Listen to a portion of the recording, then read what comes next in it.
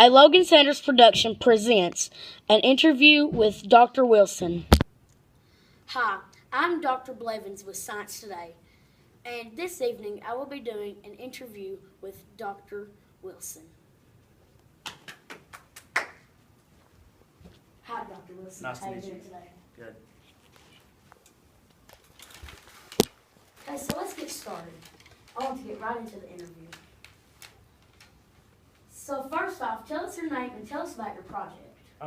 My name is Dr. Robert Wilson. My project was centered around the field of radio astronomy, which was what I specialized in. My work on this project started when I came to Bell Labs in 1962, I believe, which was the same year that the Telstar satellite, which was launched from them. Actually, the previous satellite, which was called the Echo, became obsolete. So Dr. Penzias and I acquired it, used the antenna from the satellite, and which is when we discovered the evidence of cosmic background radiation in 1963. What were you guys trying to do or find? Well, actually, we were trying to find, we're using masers to measure, amplify, and map weak radio signals coming from the Milky Way between other galaxies. But we ended up finding the cosmic background radiation. But to do this, to use it, we had to suppress all recognizable interferences, such as radio, radar, broadcasts, outside noise.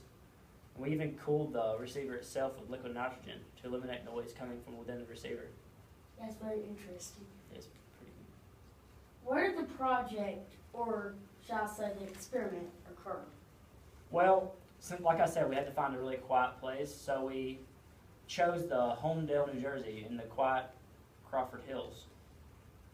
I have been up there before. It's really beautiful. What other significant events were happening around the world at that time? See, around that time was when LBJ became president after the assassination of Kennedy. Beatlemania really took off. Martin Luther King delivers his I Have a Dream speech. Roger Staubach wins the Heisman. Russia sends a woman into space. And the U.S. launches Project Mission Mercury from Cape Canaveral, I believe. Who else was involved in the project? Like I said, the other main astronomer in this was Dr. Arno Penzias, and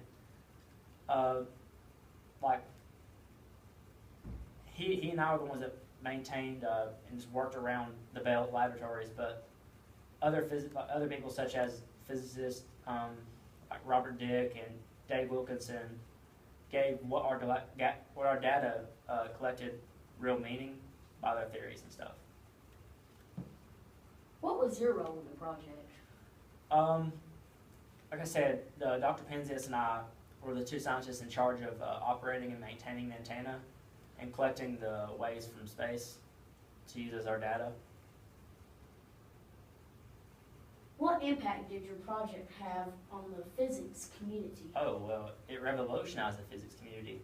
It brought the study of cosmology from a subject only a few scientists dealt with and were experts at to a large branch of the physics community overnight. What else? Oh, the Big Bang Theory, which was secondary to the steady state theory.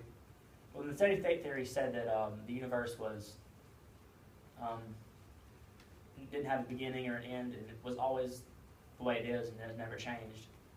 Well, it was by far taught at all the places as the primary theory, but after our discovery, it became secondary to the Big Bang Theory, which stated that, according to Dick, that the universe has been growing colder and should be around 3 Kelvin, which now it's 2.7, I believe. So he's pretty much right on that. But the cosmic radiation that we collected, he theorized that it was from the original Big Bang, and that the universe has always been expanding and cooling, which was accurate to Dr. Edwin Hubble's experiments done in the 20s in his telescope. So it was very interesting. It sounds very interesting. Okay, so The last question, did you encounter any interesting mishaps while conducting the experiment? Actually, we did. Besides, the normal noise we had to get rid of, we actually had some pigeons that had roosted in the